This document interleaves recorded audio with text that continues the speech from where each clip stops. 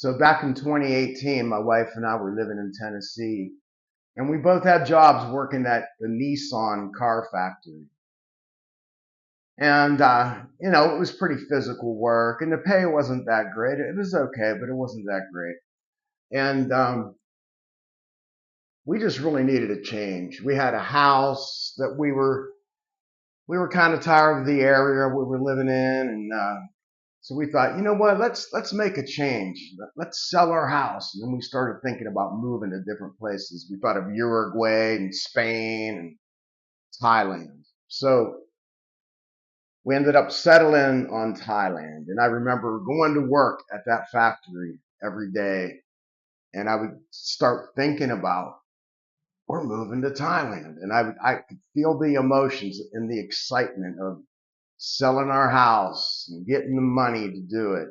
And I would envision what Thailand looked like, because obviously we were doing research on it. So I was thinking about, oh, it's tropical and it's warm and we'll be living on an island, and it's like living in Hawaii, but it's a lot less expensive than living in Hawaii. And I was just so excited, and I literally could get chills, and I could feel what it was like, or what it would be like once we got there, while I was working in a factory in Tennessee.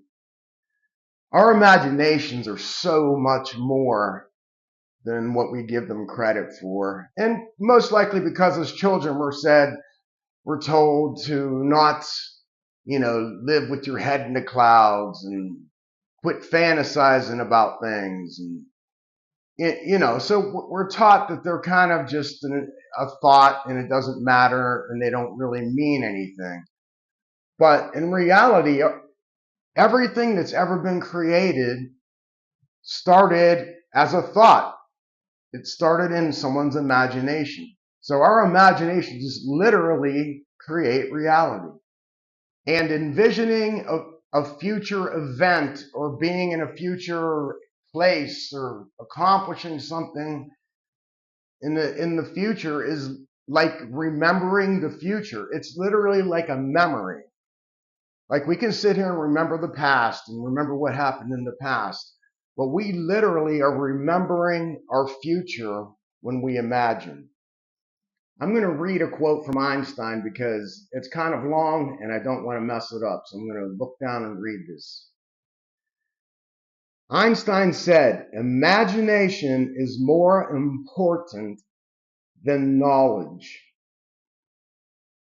For knowledge is limited, whereas imagination embraces the entire world, stimulating progress and giving birth to evolution." That's from Einstein. That speaks volumes. He also came up with the equation E equals mc squared. Well, that essentially means energy creates mass. So think of it like this. Our thoughts are energy. We are energy. Our emotions are energy. And mass are physical objects. So the energy within us, the energy in our imaginations, creates physical objects in the 3D world.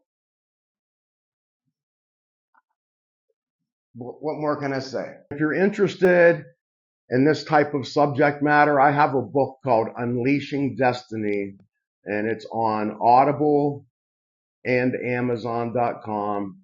It talks about the RAS, the reticular activating system, the default mode network, having a growth mindset.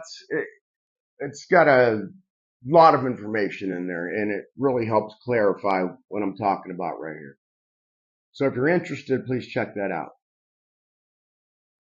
There was a test done where some people actually played piano and tried to learn piano scales.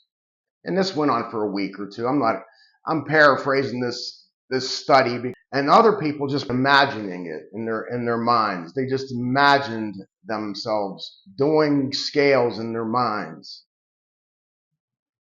And the people who imagined learning those piano scales in their minds were able to play the piano just as well as the ones who actually practiced on the piano within a matter of a couple weeks or so. And I can testify to this as well. I used to work in maintenance back in the 80s, and I was getting ready to join this band, and I wasn't quite there yet. I had to try out and everything, but I started imagining guitar scales. I started imagining different guitar, they call them licks. And I would hear something on the radio, and I would imagine what that looked like in my head. Like, I've been playing guitar for a while, so I could imagine kind of what the guy was doing. And then I would think about that throughout the day. And when I got home, I would pick up my guitar, and I found that it was a lot easier to actually learn the song or learn the guitar lead or whatever it was, because I had been imagining it all day. It came to me much quicker than when I just sat down from scratch and tried to learn it.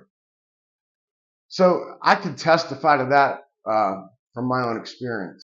Everything ever created and everything that ever will be created started as a thought in someone's imagination.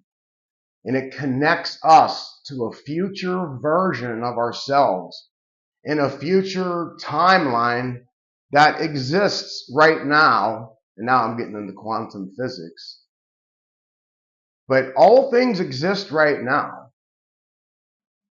And that's a heavy thought for us humans to take in. But if you think about it like this too, energy can't be created or destroyed. It can only change forms. So anything that exists already is existing somewhere in some form, just waiting to occur. So when we visualize and when we mentally rehearse things that we want to happen or places we want to be or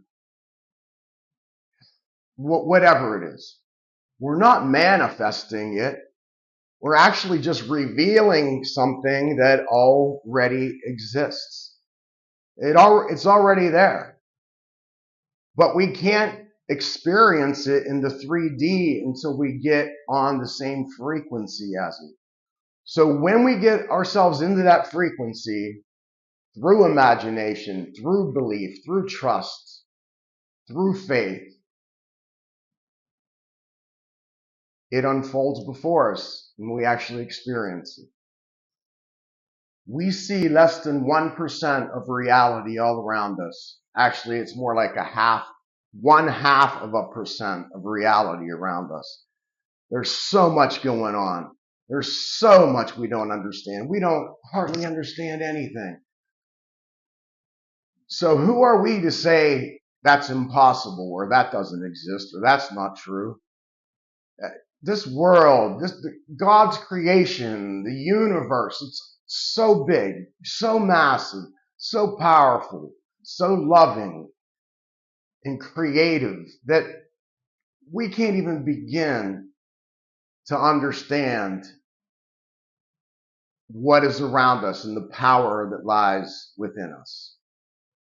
So mentally rehearse it, envision it, and it's done.